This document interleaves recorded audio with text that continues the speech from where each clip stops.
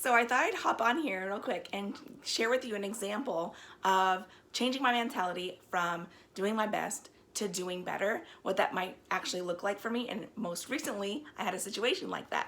So if you watched my introductory video, you know that I'm into homesteading and been wanting to do a vegetable garden for a long time. I've up until now lived in rental properties, which make it very challenging to do, but I've wanted to have a vegetable garden. So we have a nice, huge front lawn. We have a corner lot.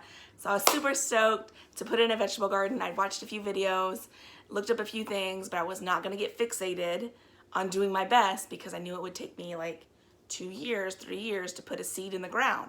And I didn't wanna do that. If that's your thing and that makes you happy, I'm happy for you. I totally support you.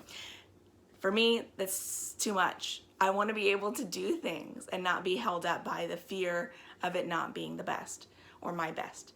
So fast forward, I put in a vegetable garden with the help of my husband.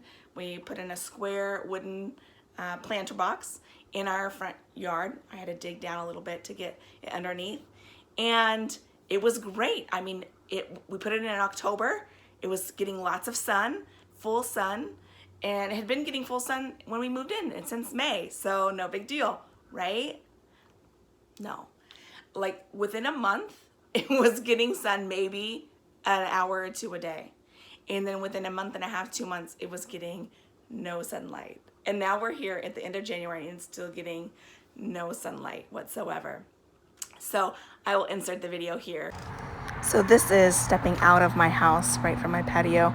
As you can see, that is an ugly square spot, bare spot. Don't mind the rocks. They're from that rock garden, doing something else there. But yeah, no sun.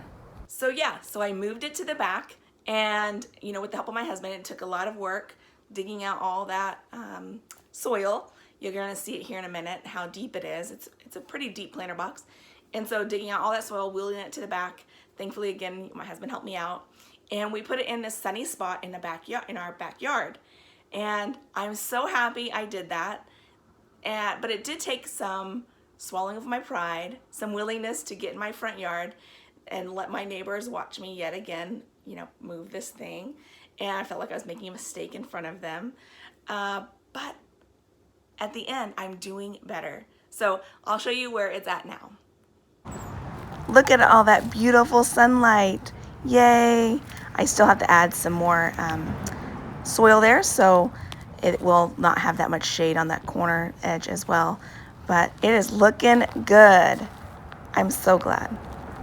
So that is my backyard, and so it's getting so much sun. It's so much better back there. I'm so happy I made that change to do better right by my garden and get some veggies growing a lot better up there. My spinach was not getting enough sun, and if you know spinach at all, it doesn't need a ton of sun. But it's doing so much better back there.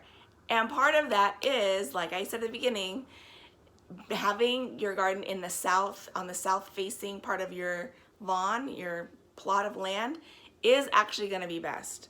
Not that you can't do it when it's not, but you're gonna have to really account for all the shade that you're gonna get.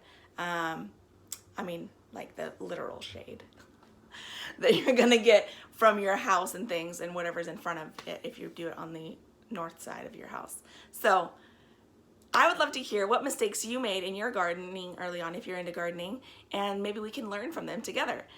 Help us all keep doing better by putting in your mistakes and what you've learned and been able to do better. I'll see you on the next one.